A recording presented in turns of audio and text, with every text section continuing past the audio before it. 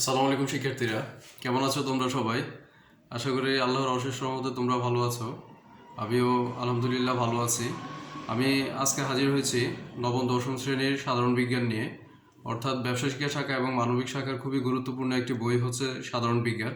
এই বইটি নিয়ে আজকে আমি হাজির হয়েছি। আমি আজকে তোমাদের জন্য প্রথম অধ্যায়টি নিয়ে আলোচনা করব।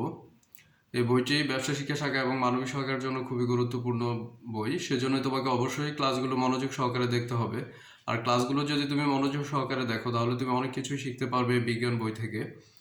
তোমাদের উদ্দেশ্যে আমার কিছু কথা আছে, সেটা হচ্ছে যে যারা ক্লাস 10-এ আছো, অর্থাৎ যারা সামনে এসএসসি পরীক্ষার্থীরা আছো, তোমাকে অবশ্যই ভালো করে প্রস্তুতি নিতে হবে, কারণ তোমার পরীক্ষা অনেক কাছাকাছি চলে আসছে।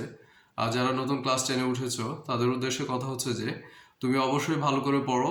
তার কারণ হচ্ছে যে দেখতেই পাচ্ছ এখন আর অটোপাস দেওয়া হচ্ছে না, সেজন্য তোমাকে অবশ্যই ভালো প্রিপারেশন নিয়ে রাখতে হবে পরীক্ষার জন্যই।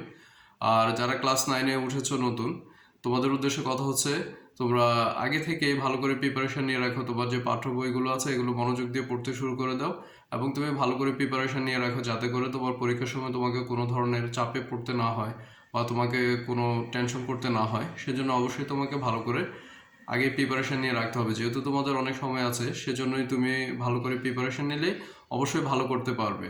আর পরীক্ষা ভালো করার ক্ষেত্রে তোমার পড়াশোনার বিকল্প কোনো কিছুই নেই। তুমি যদি ভালো করে পড়ো, ভালো পরিশ্রম করো, তাহলে অবশ্যই তুমি পরীক্ষায় ভালো করতে পারবে। আর যেহেতু তোমরা শিক্ষার্থী, অবশ্যই তোমাকে পড়াশোনা ছাড়া আর বিকল্প কোনো কাজ নেই, সেজন্যই তোমাকে পরীক্ষা ভালো করতে হবে। আর পরীক্ষা ভালো করার মাধ্যমে তুমি কিন্তু একটা ভালো জায়গায় পৌঁছে যেতে পারবে। ঠিক আছে, তাহলে আমরা অধ্যায়টা শুরু করে দিচ্ছি। আমাদের অধ্যায়টির নাম হচ্ছে উন্নততর জীবনধারা। এখান থেকে আমরা আমাদের ব্যক্তিগত জীবন, কিভাবে আমরা খাবার দাবার গ্রহণ করব বা খাবার গ্রহণের যে নিয়ম নীতিগুলো আছে সেগুলো সম্পর্কে আমরা জানবো, এবং কি কি খাবার গ্রহণ করলে আমাদের দেহের মধ্যে কি কি উপাদান আমরা পেতে পারি এবং কোন খাদ্য উপাদানগুলো আমাদের দেহের মধ্যে কি গুরুত্বপূর্ণ ভূমিকা পালন করবে, এটা আমরা বিস্তারিত জানতে পারবো। তাহলে আজকে আমরা শুরু করে দিচ্ছি অধ্যায়টি। প্রত্যেকে মনোযোগ সহকারে খেয়াল করবে। আর তোমার ক্লাসগুলো দেখার আগে তোমাকে অবশ্যই তোমার বই খাতা এবং কলম নিয়ে তোমাকে প্রস্তুত থাকতে হবে। আরেকটা কাজ করলে তুমি সবচেয়ে উত্তম হবে তোমার জন্য, সেটা হচ্ছে যে যে কোনো অধ্যায় দেখার ক্ষেত্রে তুমি আগে যদি ভালো করে তুমি রিডিং পড়ে রাখো, ভালো করে প্রস্তুতি নিয়ে রাখো অধ্যায়টি দেখার জন্য, সেক্ষেত্রে তুমি আরো অনেক বেশি উপকৃত হবে। চলো আমরা অধ্যায়টা শুরু করে দিচ্ছি। শুরুতে আমরা এখান থেকে খাদ্য সম্পর্কে জানবো। খাদ্য কাকে বলে? আমরা যা কিছু গ্রহণ করি তার সবকিছুই কিন্তু খাদ্য না। কোনো একটা উপাদানকে বা কোনো একটা বস্তুকে, অর্থাৎ যে উপাদানগুলো আমরা গ্রহণ করতে পারি বা যে বস্তুগুলো আমরা গ্রহণ করতে পারি, এতে কিছু বৈশিষ্ট্য থাকতে হবে। নির্দিষ্ট কিছু বৈশিষ্ট্য যদি থাকে তাহলে আমরা ওই উপাদানটাকে খাদ্য বলতে পারবো, এবং এখান থেকে তুমি খাদ্য সংজ্ঞাটাকেও লিখতে পারবে। যেমন খাদ্য হতে গেলে তোমার যে যে বৈশিষ্ট্যগুলো লাগবে সেটা হচ্ছে যে প্রথম বৈশিষ্ট্যটা হচ্ছে তোমার জীবদেহ গঠন করতে হবে, জীবদেহ গঠনে তোমার ভূমিকা থাকতে হবে। তারপর হচ্ছে তোমার রক্ষণাবেক্ষণের ভূমিকা থাকতে হবে, রোগ প্রতিরোধ ক্ষম হতে হবে,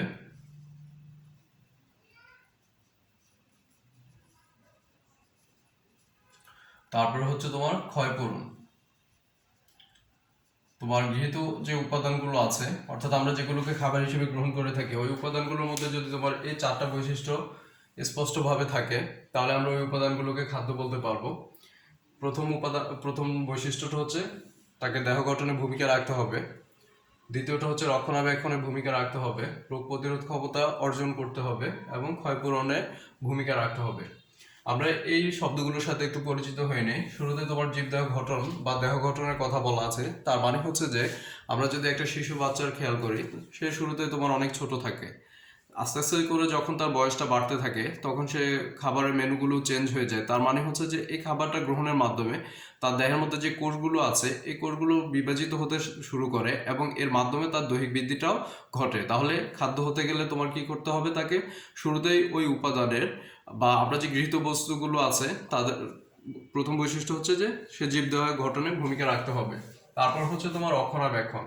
রক্ষণাবেক্ষণ বলতে বোঝানো হয় আমাদের দেহের মধ্যে তোমার বেশ অনেক ধরনের জৈবিক প্রক্রিয়া সংঘটিত হয়, বিভিন্ন ধরনের রাসায়নিক বিক্রিয়া সংঘটিত হয়ে থাকে আমাদের দেহের মধ্যে। তার কারণ হচ্ছে যে জীবদেহ মানেই হচ্ছে তোমার রাসায়নিক আধার বলতে পারি, অর্থাৎ যেখানে তোমার অনেক ধরনের রাসায়নিক যৌগ সমন্বয়ে ঘটিত হয়ে থাকে জীবদেহ। তো সেই জন্য তোমার এখানে যে রাসায়নিক বিক্রিয়াগুলো সংঘটিত হবে, এই বিক্রিয়াগুলোর ক্ষেত্রে তাকে অবশ্যই তোমার গতিশীলতার কাজ করতে হবে, বা যে জৈবিক বিক্রিয়াগুলো আছে এগুলো সংগঠনে তাকে ভূমিকা পালন করতে হবে। সেটা হচ্ছে তোমার রক্ষণাবেক্ষণ। আর রোগ প্রতিরোধ, সেটা হচ্ছে যে আমরা দেখতে পাই আমরা প্রায় সময় অসুস্থ হয়ে যাই, তার কারণ হচ্ছে যে আমরা যে খাবারগুলো গ্রহণ করি ওই খাবারগুলোর মধ্যে যদি তোমার সঠিক পুষ্টি পরিমাণ না থাকে, সঠিক পুষ্টিগুণ না থাকে, বা আমরা যে রোগে অসুস্থ হয়ে পড়ি ওই রোগকে প্রতিরোধ করার ক্ষমতাটা যদি ওই গৃহীত খাদ্যবস্তুর উপরে না থাকে, তখন তোমার দেখা যায় যে ওই অ্যান্টিবডি আমাদের শরীরে কমে যায় অথবা থাকে না, যার কারণে আমরা ওই রোগে আক্রান্ত হয়ে পড়ি। তার মানে হচ্ছে যে আমরা যে খাবারটাকে গ্রহণ করব তাকে অবশ্যই তোমার দেহের মধ্যে রোগ প্রতিরোধ ক্ষমতা তৈরির ক্ষমতা রাখতে হবে। তারপর হচ্ছে ক্ষয়পূরণ। ক্ষয়পূরণের ক্ষেত্রে বলা যায়, বা ক্ষয়পূরণ যে বিষয়টা হচ্ছে সেটা হচ্ছে যে আমরা বিভিন্ন ধরনের রোগে যখন আক্রান্ত হয়ে পড়ি তখন আমাদের দেহ থেকে দেখা যায় যে প্রয়োজনীয় যে উপাদানগুলো আছে সেগুলো অনেক অংশে চলে যায়। যেমন যদি ডিহাইড্রেশনের কথা বলি, তাহলে তোমার দেখা যায় যে প্রয়োজনীয় খনিজ উপাদানগুলো তোমার দেহ থেকে চলে যায়, ফলে আমাদের দেহটা অনেক বেশি নিস্তেজ হয়ে পড়ে। যার কারণে আমরা কি করি, তখন এটা অল্টারনেটিভ হিসেবে আমরা খাবার স্যালাইন গ্রহণ করে থাকি বা ডাবের পানি গ্রহণ করে থাকি। এর কারণ হচ্ছে যে তোমার দেহ থেকে যে প্রয়োজনীয় খনিজ উপাদানগুলো চলে যায়, আমরা যখন খাবার স্যালাইনটা গ্রহণ করি বা ডাবের পানিটা গ্রহণ করি তখন সেগুলো অতি দ্রুত আবার আমাদের দেহের মধ্যে তৈরি হয়ে যায়, বা আমাদের দেহের মধ্যে তোমার সরবরাহ হয়, যার কারণে আমরা ধীরে ধীরে আবার সুস্থ হয়ে উঠি। তার মানে ওই খাদ্যবস্তুটার অবশ্যই তোমার ক্ষয়পূরণের ভূমিকা রাখতে হবে। বা আমাদের ক্ষেত্রে তোমার দেখা যায় যে কারো যদি জটিল একটা অপারেশন হয়, তখন তোমাদের দেখা যায় যে অনেকটা অংশ কেটে ফেলে দিতে হয়, তখন সেখানে একটা ফাঁকা জায়গা তৈরি হয়ে যায়। তো আমরা যে খাদ্যটা গ্রহণ করবো ওই খাদ্যটা আবার কোষটা বিভাজিত করার মাধ্যমে সেখানে আবার তোমার জায়গাটাকে মেক আপ করে দিবে। তো এক্ষেত্রে তোমার দেখা যায় যে সেটা ক্ষয়পূরণের কাজটাও করে দিবে, ক্ষয়পূরণের ক্ষেত্রে তোমার ভূমিকা রাখবে। আমরা এখান থেকে খাদ্যের সংজ্ঞাটা বলে দিতে পারি। খাদ্য বলতে ওই ধরনের উপাদানকে বোঝানো হবে বা ওই ধরনের গৃহীত বস্তুকে বোঝানো হবে যে উপাদানটি জীবদেহ গঠন, রক্ষণাবেক্ষণ, রোগ প্রতিরোধ এবং ক্ষয়পূরণের ভূমিকা পালন করবে, তাকে আমরা খাদ্য বলতে পারি। খাদ্য গ্রহণের পাশাপাশি আমাদের দেহের মধ্যে আরেকটা গুরুত্বপূর্ণ উপাদান সরবরাহ হয়ে যায়, সেটা হচ্ছে তোমার পুষ্টি। পুষ্টি শব্দটি ইংরেজি অর্থ হচ্ছে তোমার নিউট্রিশন, এবং এর ক্ষেত্রে অর্থাৎ আমরা যে খাদ্যগুলো গ্রহণ করব এই খাদ্যগুলো তোমার দুই ধরনের হতে পারে। এর একটা হতে পারে তোমার জৈব উপাদান, আরেকটা হতে পারে তোমার অজৈব উপাদান। অর্থাৎ আমরা যে গৃহীত খাদ্যবস্তুগুলো আছে বা গৃহীত বস্তুগুলো আছে এগুলো এই দুই ধরনের উপাদান দ্বারা গঠিত হবে। এর একটা হচ্ছে তোমার জৈব, আর একটা হচ্ছে অজৈব। জৈব অজৈব তোমরা অবশ্যই ধীরে ধীরে বুঝতে পারবে। জৈব উপাদান বলতে বোঝানো হয় যেটা হাইড্রোকার্বনের সমন্বয়ে গঠিত হবে, অর্থাৎ কার্বন এবং হাইড্রোজেন সমন্বয়ে গঠিত যে উপাদানগুলো আছে তারা হচ্ছে জৈব। আর অজৈব বলতে বোঝানো হয় যেখানে তোমার কার্বন হাইড্রোজেন সমন্বয়ে কোনো যৌগ থাকবে না, অন্য কোনো রাসায়নিক উপাদানের সাহায্যে গঠিত হবে, সেটাকে বলা হয়ে থাকে অজৈব। এই দুই উপাদানকে আবার একত্রে তোমার পরিপোষক বলা হয়, নিউট্রিয়েন্টস বলা হয়। এটা তোমাদের বইতে শব্দটা দেওয়া আছে, পরিপোষক। পরিপোষক বলতে যেটা বোঝায় সেটা হচ্ছে যে যে উপাদানটা, অর্থাৎ তুমি যে এই যে জৈব এবং অজৈব উপাদানগুলো গ্রহণ করবে এটা তোমার দেহের মধ্যে কি করবে, পুষ্টি হিসেবে সরবরাহ হবে। পুষ্টি বলতে বোঝানো হয় এটা আমরা বাইরে থেকে কখনোই গ্রহণ করি না, আমরা যে খাবারগুলো গ্রহণ করে থাকি, যে গৃহীত বস্তুগুলো আছে আমাদের খাদ্য হিসেবে, ওই বস্তুগুলো থেকে এটা আমাদের শরীরের মধ্যে সরবরাহ হবে। এটা আবার হজমেরও কিন্তু প্রয়োজন হয় না। তার মানে হচ্ছে যে তুমি যে খাবারটা গ্রহণ করছো এই খাবারটা হজম হওয়ার মাধ্যমে ওই ঠিক খাদ্যবস্তুটা থেকে তোমার এই পরিপোষক বা নিউট্রিশনগুলো তৈরি হয়ে যাবে, যার কারণে এগুলো তোমার হজমের জন্য কিন্তু হজমের প্রয়োজন পড়ে না বা হজম করতে হয় না। তাহলে এই হচ্ছে তোমার খাদ্যের সংজ্ঞা, পুষ্টি এবং পরিপোষক। তাহলে এবার আমরা যে বিষয়টা নিয়ে আলোচনা করব সেটা হচ্ছে যে আমরা এই খাদ্যের যে বৈশিষ্ট্যগুলো আছে সেগুলো আমরা বললাম, খাদ্যের কাজ নিয়ে আমরা আলোচনা করব। খাদ্যের কাজ কি কি হতে পারে দেখো, তোমাদের বইয়ের মধ্যে খাদ্যের 3টি কাজ দেওয়া আছে। কাজগুলো কি কি? প্রথম যে কাজটা দেওয়া আছে সেটা তোমার খাদ্যের যে প্রথম বৈশিষ্ট্য আছে এটার সাথে অনেকটা সম্পর্কযুক্ত। তার মানে হচ্ছে যে তোমাকে এটা জীবদেহ গঠনের ভূমিকা রাখতে হবে, তারপর তোমার দেহটাকে রক্ষণাবেক্ষণের ভূমিকা পালন করতে হবে খাদ্যকে। দ্বিতীয়টার ক্ষেত্রে তোমাকে বলা আছে যে রোগ প্রতিরোধ ক্ষমতা অর্জন করতে হবে, অর্থাৎ তোমার গৃহীত খাদ্যবস্তুর মাধ্যমে তোমাকে রোগ প্রতিরোধ ক্ষমতা অর্জন করে নিতে হবে, বা তোমার গৃহীত বস্তুগুলো তোমার দেহের মধ্যে অ্যান্টিবডিটা তৈরি করে দিবে। এবং সর্বশেষ যে বৈশিষ্ট্যটা বলা আছে সেটা হচ্ছে তোমাকে ক্ষয়পূরণে সেটা ভূমিকা পালন করবে। অর্থাৎ আমরা খাদ্যের যে সংজ্ঞাটা বললে বা খাদ্যের যে বৈশিষ্ট্যগুলো থাকতে হয় বা খাদ্যের মধ্যে যে যে কোন বস্তুকে আমরা খাদ্য বলবো তার মাঝে যদি এই বৈশিষ্ট্যগুলো থাকে তাহলে সেটাকে আমরা খাদ্য বলতে পারি। তাহলে এগুলো আবার তোমার খাদ্যের যে কাজগুলো হয় বা খাদ্য যে কাজগুলো করে দেয় তার মাঝে কিন্তু আমরা পেয়ে যাই। তার মানে হচ্ছে যে তোমার কোনো একটা বস্তুকে খাদ্য হতে হলে তার যে বৈশিষ্ট্যগুলো থাকা দরকার এটাই হচ্ছে কিন্তু তার কাজ। এবার চলে আসো আমরা যে বিষয়টা নিয়ে কথা বলবো সেটা হচ্ছে তোমার খাদ্যের উপাদান নিয়ে কথা বলবো। অর্থাৎ আমরা যে খাবারগুলো গ্রহণ করে থাকি বা আমরা কয় ধরনের খাদ্য গ্রহণ করে থাকি সেটা নিয়ে একটু কথা বলবো আমরা। খাদ্যের উপাদান হয়ে থাকে তোমার মূলত দুই ধরনের, অর্থাৎ খাদ্যের উপাদানটাকে আমরা দুইভাবে ভাগ করতে পারি। এর একটা হচ্ছে তোমার মুখ্য উপাদান